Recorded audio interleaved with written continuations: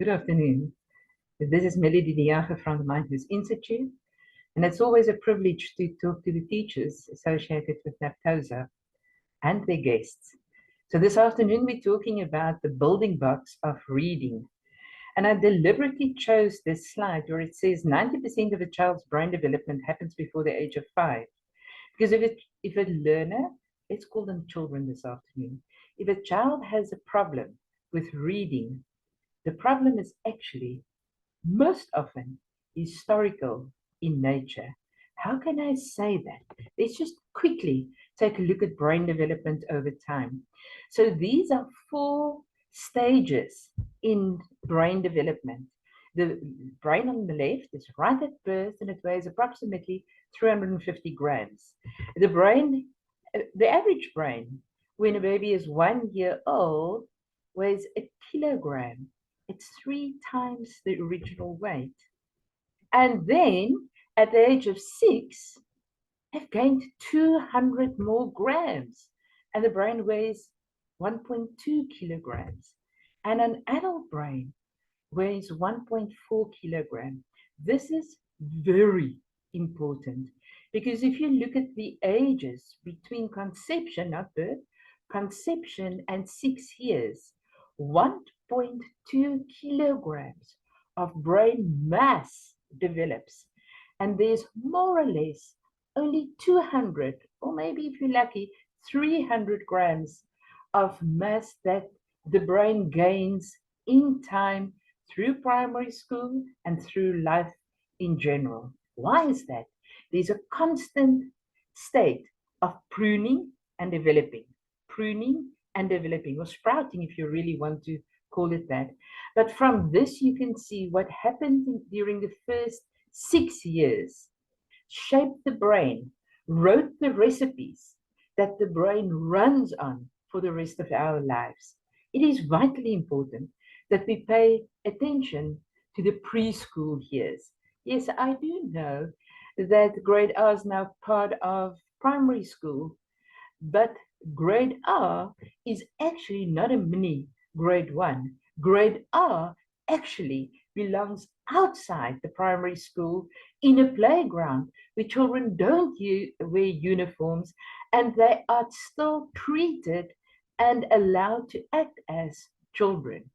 We are robbing our children of their childhood. And in the process, we are robbing them of the ability to learn with ease, the way nature intended. But let's look, some be philosophical, let's look at the reality in your classrooms. And I'm sure you'll agree that irrespective of the informal clothing, you often see this when children line up, that they don't all line up in a neat way. And the strange thing is, as they bump up, when they line up, so there's their writing. Have you seen any kind of writing like this that seems to bump up? Forget about the direction or the so-called dyslexia. Just look at the bumping up. Well, if you see this, well, I don't know why we're teaching reading because the child's not ready. If you see this, there's low muscle tone. If there's disinterest, I don't know why we're teaching reading. Because you see, the thing is, before a child can read, a child needs a map of their body in the brain. Just for a moment, think about your thinking. Oh, that's very difficult. It's called metacognition. It's very high level thinking. So I hope you are watching this recording early in the morning when you're fresh. So when we think about our thinking, every single memory, every letter, every number, day of the week, month of the year, time, everything has something to do with your current location. And you can only have a current location if your brain has some kind of a map of your body. Because if your map is absent, it's like a GPS without a current location. There is no way that a learner can read or write. So We typically see this in terms of the body awareness or the map of their bodies in the brain. And that shows up in their drawings. If you look at this drawing, it is very difficult to figure out what's going on. Are those things under the two protruding things that look like antenna? Are they shoulders? Are they arms? Or what are they? Those things moving sideways at the bottom, are those the knees? And then the feet at the end? Are those the ankles with the toes showing up? What's going on there? Can you see the size of the eyes? Can you see the absence of the ears? If a child is drawing a map of their body, because a child draws what the brain is aware of. And I'm talking about foundation phase children. Once we teach children how to draw, they draw differently. They can draw a perfect figure without that being a reflection of the map of their body and their brain. And it's really important, if you want to look at the building blocks of reading, that we really look at all the building blocks of reading, of which the first one is a child's relationship with their own body. Because if the relationship with their own body is faulty or is inadequate, oh man, it's so difficult for that child to learn. You see, how can we have these two children or drawing like the one on the left and the one on the right? They're in your class. No wonder the child with a drawing on the left of your screen is doing so much better than the child on the right, because your back body map and laterality goes hand in hand. So what does laterality means? It's a child's awareness of right and left. And if you look on the screen, this is not the way you are facing, this is the way the learner is facing. That is the learner's left, indicated by the black arrow, and the learner's right, indicated with a white arrow. And so many, will you agree? So many learners, when you ask them, or children, when you ask them to do something to the left or to the right, they're completely confused. They can't tell their left from their right. Or when you ask them to show me your left hand or raise your right leg, it's extremely difficult for them to do that. But we expect them to understand that letters actually face to the left and some to the right. But if they have no sense of awareness of their own left and right, how on earth, which is physical, which is three-dimensional, how on earth can they do it two-dimensionally with symbols, that's the alphabet, or numbers? You see, the body map and laterality gives a child a sense of current location. And the moment a child has a sense of current location, just like a GPS, the child can navigate. We sometimes call that praxis, or the praxis in layman's terms refers to motor planning. It's way more than motor planning. Motor planning is a subdivision of praxis. But for this afternoon, let's say the child's ability to plan their movements. Isn't reading and writing about planning your movements, specifically eye movements? And what is fascinating are the eyes are the last of the muscles, the muscles of the eyes are the last of the muscles of the body to develop. So can you imagine if the child has poor physical development, how on earth poor gross motor development? And we're going to talk about posture and seating and things like that. But if there's poor posture, how on earth do we expect a child with poor posture to figure out in which direction letters face, in which direction the numbers follow, 1, 2, 3, 4, 5, in which direction do the days of the week follow, Monday, Tuesday, Wednesday, months of the year, how do they follow? Because we always unconsciously, neurologists have confirmed that, we unconsciously constantly use our own body as a current location or point of departure. So anything to do with sequence and a sense of direction is affected if the child has a poor or incomplete body map, and therefore the sense of laterality is not properly developed, because the moment you develop laterality, you develop a midline. You see, that's a very interesting thing. In schools, we often want to cross the midline without establishing the midline. And that's why at Mind Moves, we often talk about the homolateral movement, where the left arm and leg is raised, and then the right arm and leg is raised. Or a child typically rolls over to the one side or the other side. But it's very effective to do the Mind Moves homolateral walk or march in your classroom to establish the midline that divides the body laterally in a left and in a right, just to position yourself. Why am I saying previously I said left was on that side, but with this slide, I now say left is to this side? Well, look carefully. Do you see eyes, a nose, a mouth, and ears? No, you don't. Just in case you were wondering, you are looking at the back of this little image head. So this image and you are facing in the same direction.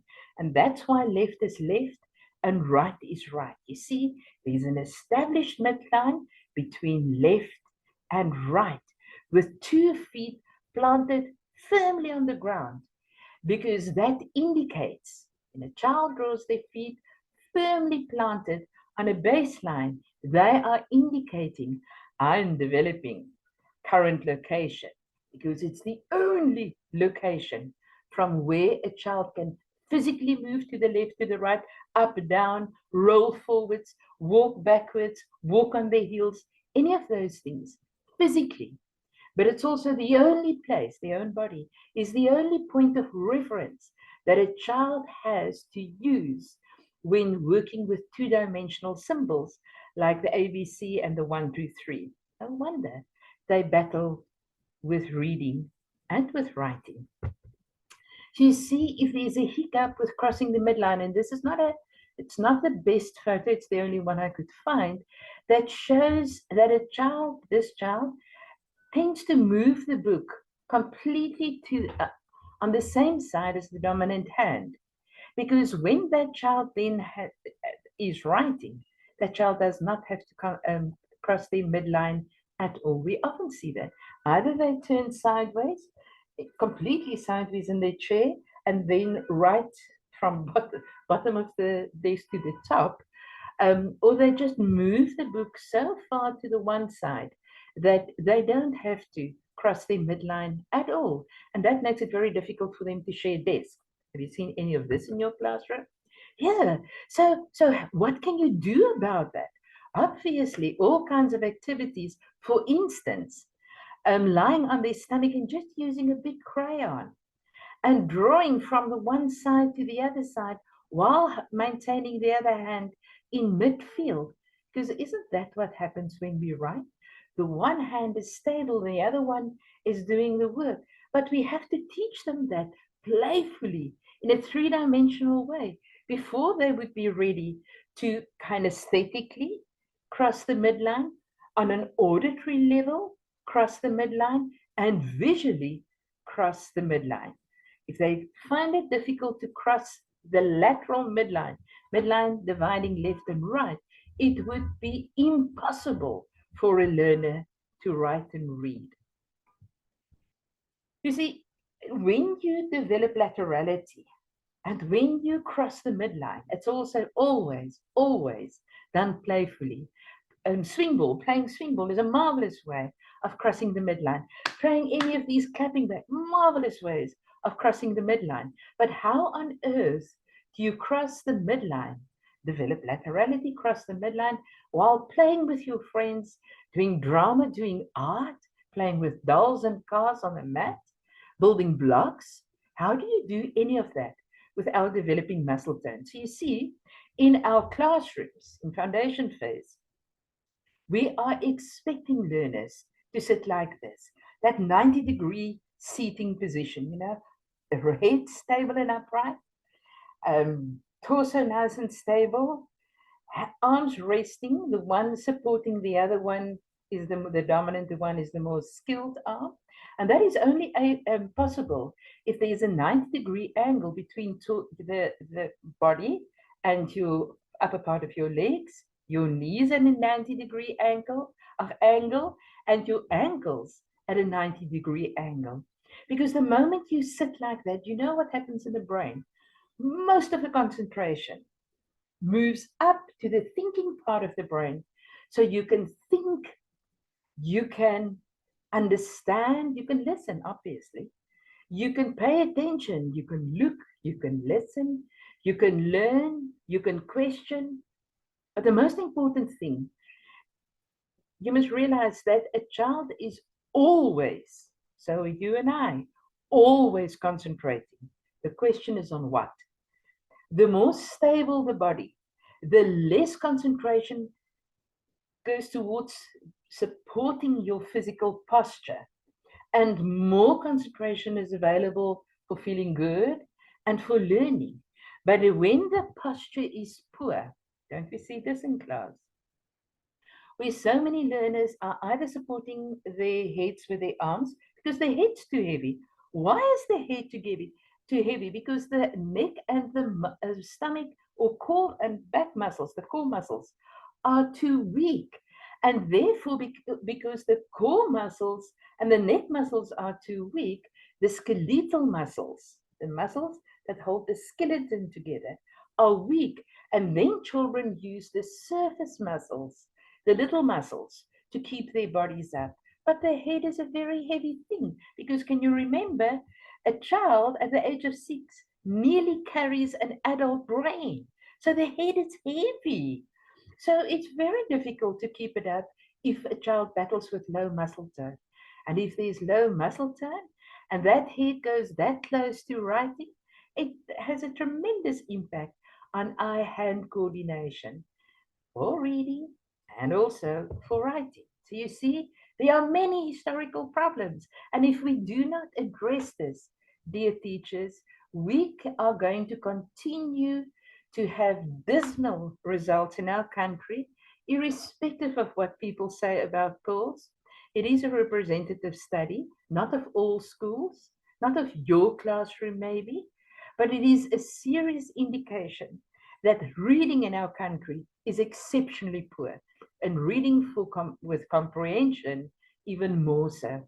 So you see, without awareness or a decent map of the body and the brain, without laterality, without the ability to cross the midline, and without muscle tone, how do you orientate yourself in space? You see, it takes strength, it takes muscle tone, it takes a willing body, and it takes current location, obviously, before you can orientate yourself in space, and then later orientate letters and numbers on a page. I cannot tell you how difficult it is for the brain to learn to read and to write, or to write and to read. It's natural to speak. It's natural to listen. Well, we should tell children it's natural to listen, hey? But it is natural to listen.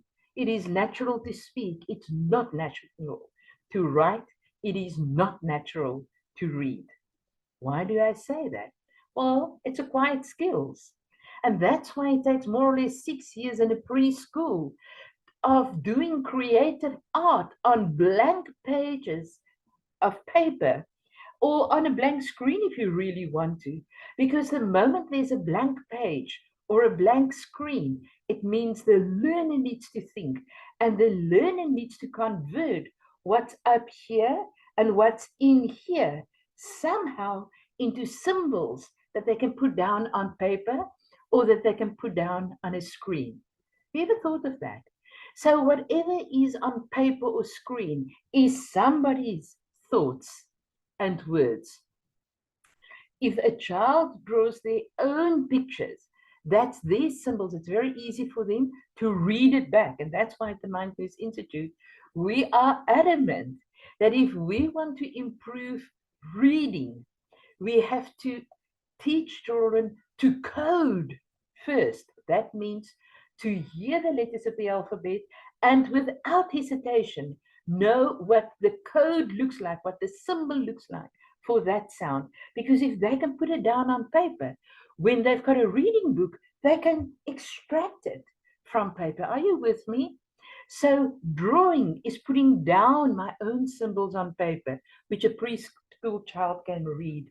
But when we teach reading in primary school, it's somebody else's symbols that the child doesn't know. The child doesn't know those symbols. And that's why in preschool, we believe at the Mindfulness Institute that grade R is the most amazing time to teach children playfully how to code the sounds of language and convert it into a recognizable symbol.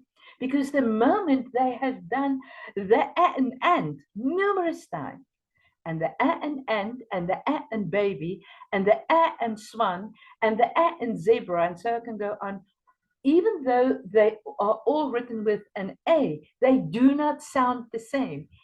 And that stumbles our children up. We can't, in English specifically, teach children that one letter has one sound. That is an outright lie. And unless we stop lying to children, oh, we will not enable our marvelous, beautiful children to maintain their innocence, to maintain their joy, and to their love of learning, because that's innate. Children are innately in love with learning, but we rob them of their love and their enthusiasm and their natural ability because we do not teach the children how to code sound slowly and playfully for long enough before we expect them to decode. Every reading lesson, every reading webinar, talk, workshop is about decoding. I am yet to come across, other than our own workshops, about coding sound into, into the symbols of language. We have to consider that. But there's help, there's help. Let's just move on a little bit. So if a child has a problem with all of the above, and they've got a problem with spatial orientation, it would automatically transfer into their writing, and then we find for them. Look at Elizabeth at the bottom. I love this picture.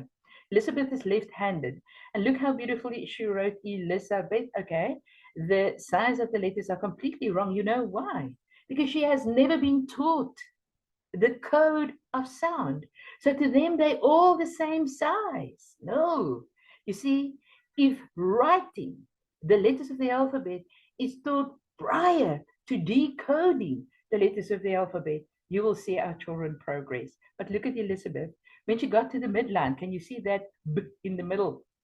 Oh, it is such a straight line because it indicated there's my midline. And what happened when she crossed the midline? She started reversing. Oh, she became dyslexic. No, she didn't become dyslexic. She was crossing the midline, and physically, she's not ready to cross the midline yet. So there's a lot of challenges that are leading up to this kind of writing. There's nothing wrong with Elizabeth. She doesn't need therapy. She needs teaching. And the old thing with B, D, P, Q, and all of the 9 and the 6 and all of those. Why do they get them? Why do they confuse them? Just think about it.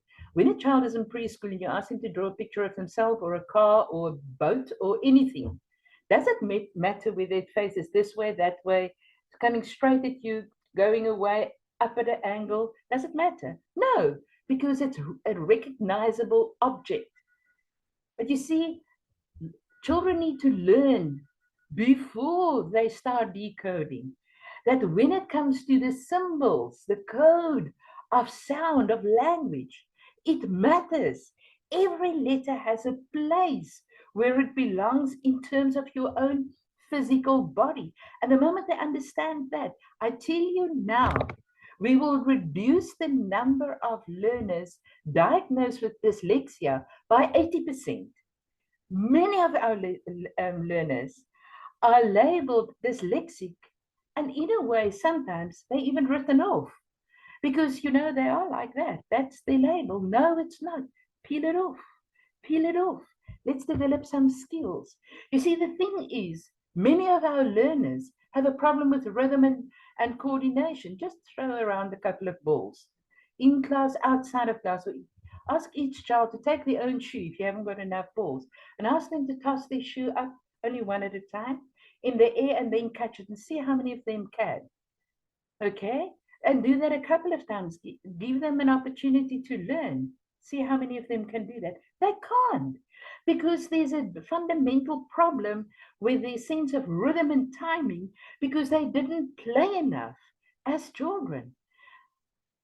Foundation phase teachers, I'm going to say this more than once, learners who are battling to progress, learners who are battling with reading and with writing, most often we're not school ready.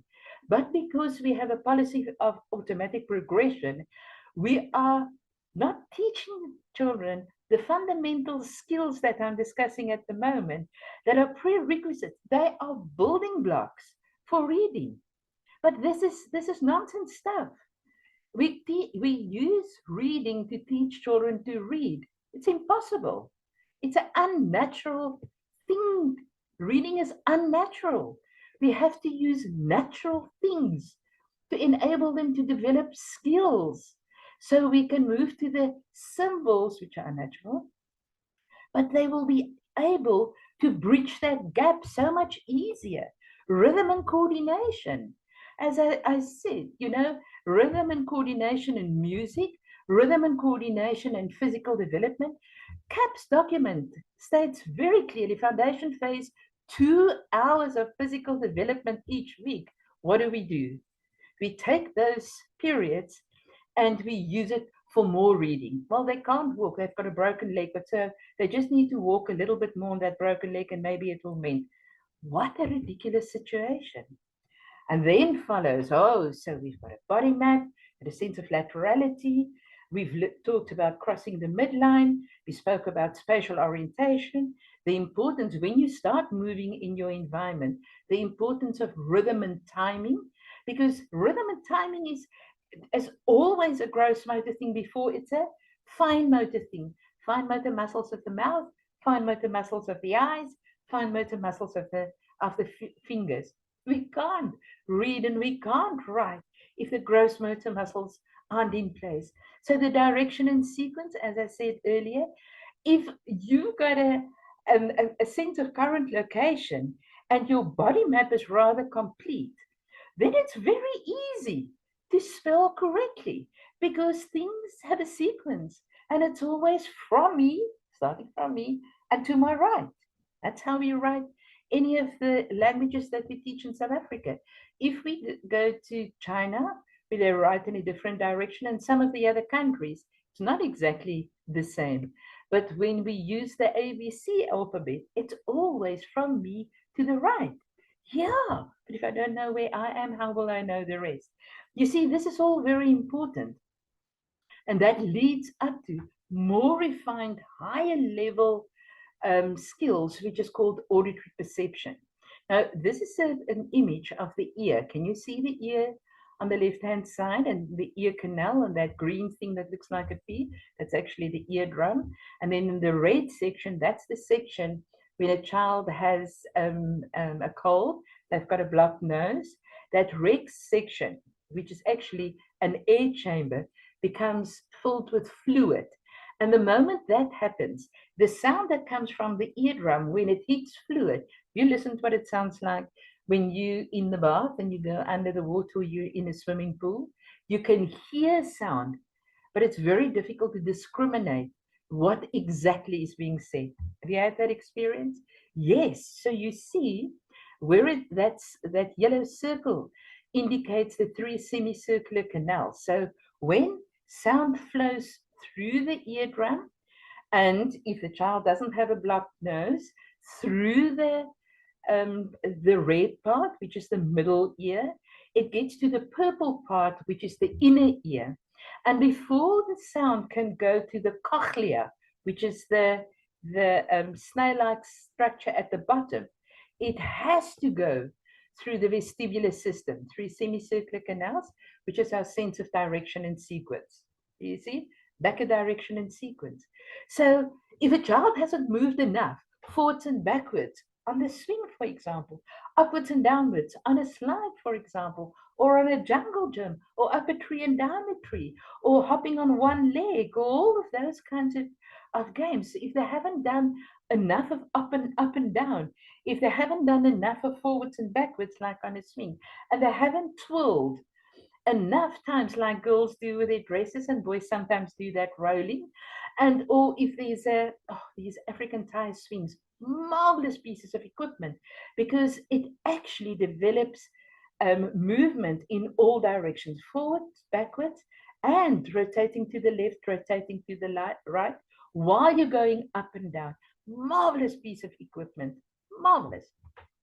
So child doesn't have a sense of direction, doesn't know where's forwards, backwards, up, down, left, right, and all of those things that we sometimes, oh, we just give up teaching them because the children are battling so much. It's just because they didn't do it preschool enough times on a concrete level. That's why they're battling to know that when we write the letter B for boss, it starts right at the top. Why? Because a boss is forever looking if everybody is doing his or her work. And then it comes down. They don't know that with their physical body. They're not going to know it in terms of a symbol. And then what about the D and the B? Oh, but if they know the D and damn starts right at the bottom, the D is first, and to your left, and then it goes up and down. And they know the bird starts at the head and it comes down because it's forever looking if everybody else is doing his or her work. You see, those playful games should have been played preschool. So, because when it's in the body, it's in the mind.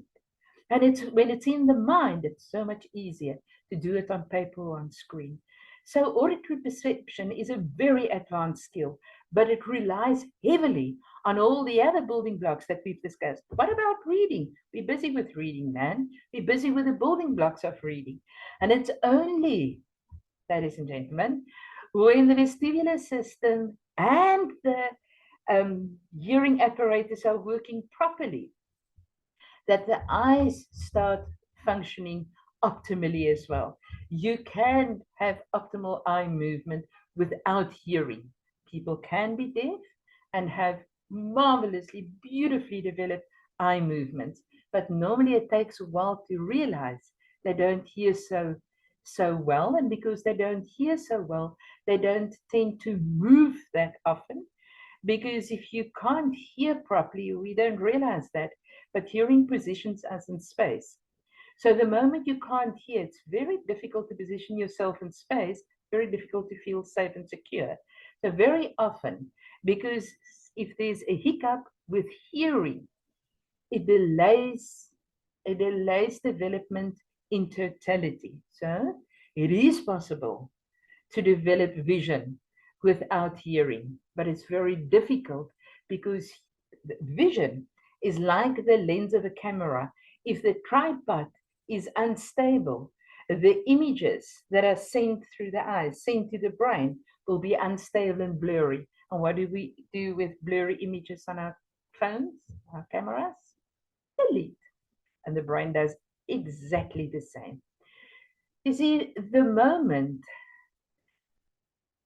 all these gross motor skills are in place, but a child is attending a school where their home language or their mother tongue or home language differ from the language of teaching and learning, that child should be treated as a deaf and dumb child.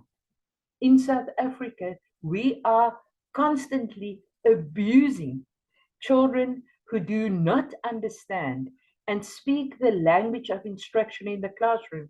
We abuse them by expecting a child that can't hear and speak a language to expect that child to write the language. How will we ever expect this little boy to write a language that he can't hear and speak? We won't. We won't. But we do this all the time with second language speakers. And that's why grade R is so incredibly important. And I don't know if you're aware, but it takes 3 to 5 years for a child to become second language proficient. 3 to 5 years. We can't take a child into a grade R class and promise the parents that that child will be fluent in the language of instruction at the end of the year, because they need to be fluid in the language of instruction in grade R to be able to learn to write and read in grade 1. Teachers in South Africa, we need to catch a wake up. We are seriously, seriously, seriously abusing children, and we do that very unconsciously. I hope after this afternoon you realize consciously that we have to do a couple of things differently in our classrooms. We want our learners to read. You see, that's no wonder that as a grade 1 teacher, some learners are like the one on the left, and some learners are the one on the right. I can tell you now, the one that's reading, that's happy, that's keeping that head right in the middle of the book, right in front of them, both hands holding the book, and look at the joy of reading. I can tell you now, every single building block that we discussed so far this afternoon is in place, of which the language of reading, the language of teaching and learning, that child is truly proficient.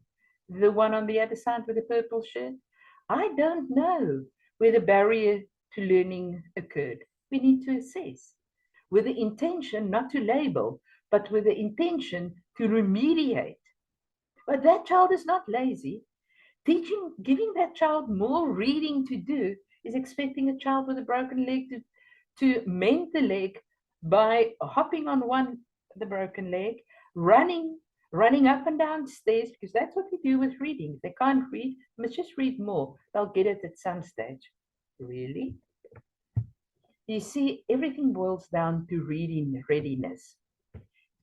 You see, ladies, maybe there's a gentleman. If you look at the two children playing on the left-hand side of this raging river, and you look at the two on the right-hand side, I would love to ask you a question, and the one who got it right first would win a prize. But now we haven't got that facility this afternoon. But there's a difference between the two on the left and the two on the right. What's the difference? There are many differences. The one on the right-hand side is in a wheelchair, just because children in wheelchairs can read. Can you see there are books on the right-hand side? There are no books on the left-hand side. And between playing, learning playfully, and learning and benefiting from the marvelous, marvelous wonder and gift of reading and writing, in between there's a raging river.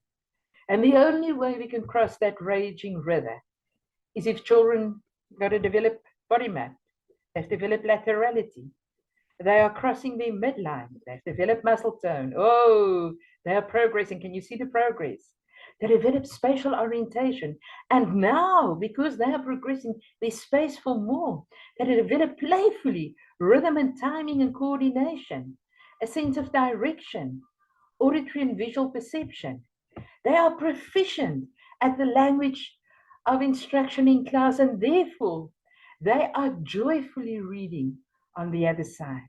And without this, without the skills that take them safely from playful learning to learn on a 3-dimensional level to learning on a symbolic or 2-dimensional level, you will be a frustrated teacher like this one that says, I must think of song with a new dance move to teach the students how to learn what I am teaching. I'm sure he's teaching in a second language. So read that sentence. Yes, man. This oak, actually, he may be banging his head, but he's probably done it enough times that a light bulb went on. Yes. Do you see song?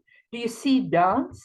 There is no better way to teach a learner vocabulary and to become truly language proficient other than through rhyme and song and dance.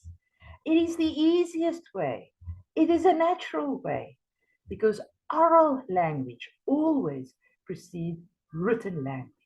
And then comes the marvel of reading to your learners. Yes, reading with is very important once they can.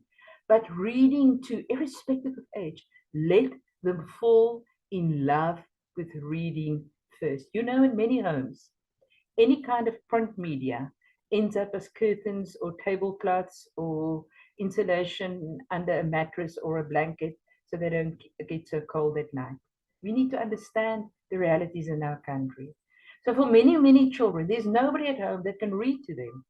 So the teacher who is reading, and not just reading, watch, she stopped. They're discussing something they've read. Maybe there was a difficult word. Are you with me? They need to fall in love with the magic of books before they'll ever want to read. And the beauty of asking questions, stopping, reflecting, high cognitive skills. And then do not underestimate the value of drama, the value of acting out stories, the drama that comes with acting out verses, rhymes, poems, because the repetitive, rhythmic nature thereof in the language of teaching and learning are putting many a building block in place to enable your learners to learn to read. And you may say, well, where do you want me to find time? Well, you've got a couple of choices in life. You either find the time to build up these skills, or you may end up banging your head against the board without any light bulb moments. Because if you don't change what we already do, well, it's not working, is it? For most learners, it's not working. We need to do something different. And I think what we need to do different is for primary schools to turn to grade R's and the feeding preschools and say, please do your job. And what is that? To teach the children in the language of teaching and learning in grade 1. Like teaching these children gross motor skills, fine motor skills, body awareness, laterality, crossing the midline, sense of direction and sequence, the rhythm coordination, perception, auditory perception. Do you know that most learners now listen way worse than the learners did in 1973 when the aptitude test for school readiness was originally developed?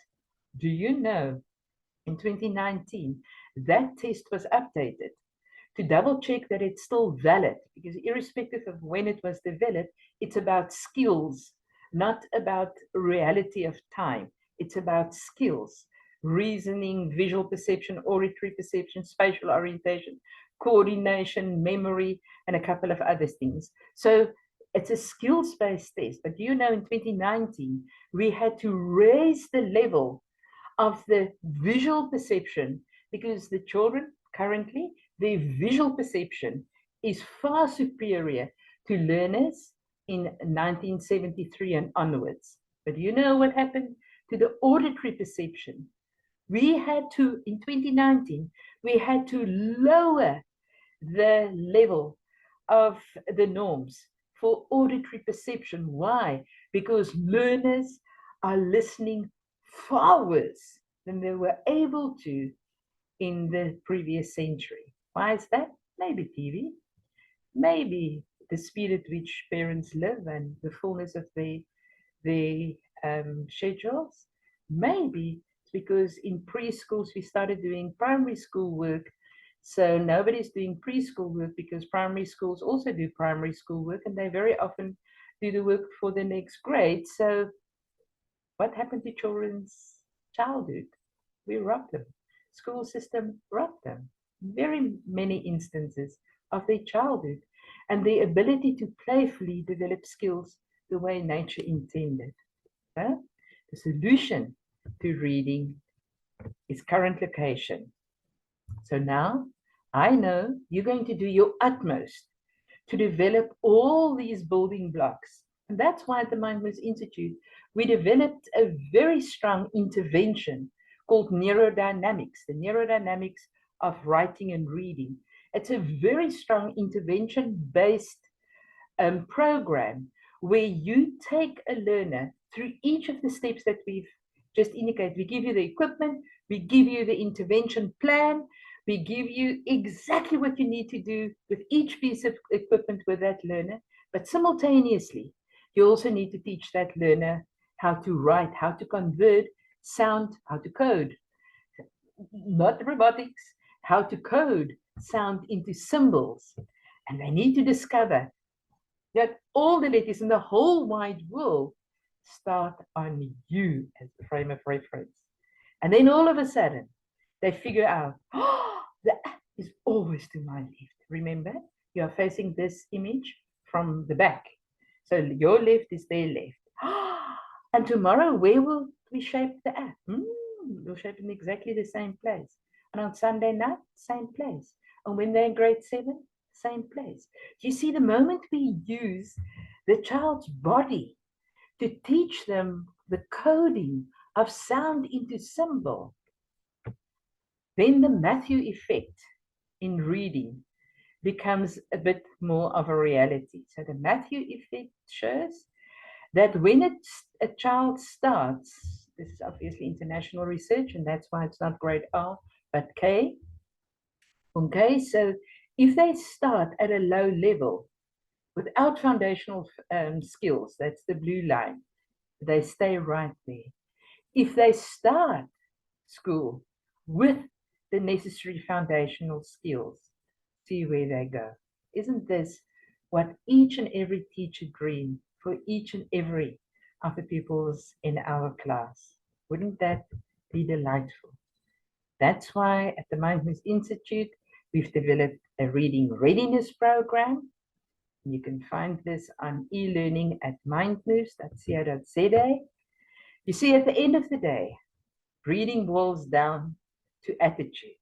Attitude is everything. This is my granddaughter Mila. Before she went to primary school, I love the picture because can you see the love of reading? Can you see the attitude? Where did you pick that up? She saw somebody read like that. The book is upside down, but you know what? It doesn't matter. She got something. One of the most, if it's not the most fundamental building block of reading, and that is a love of reading. I thank you.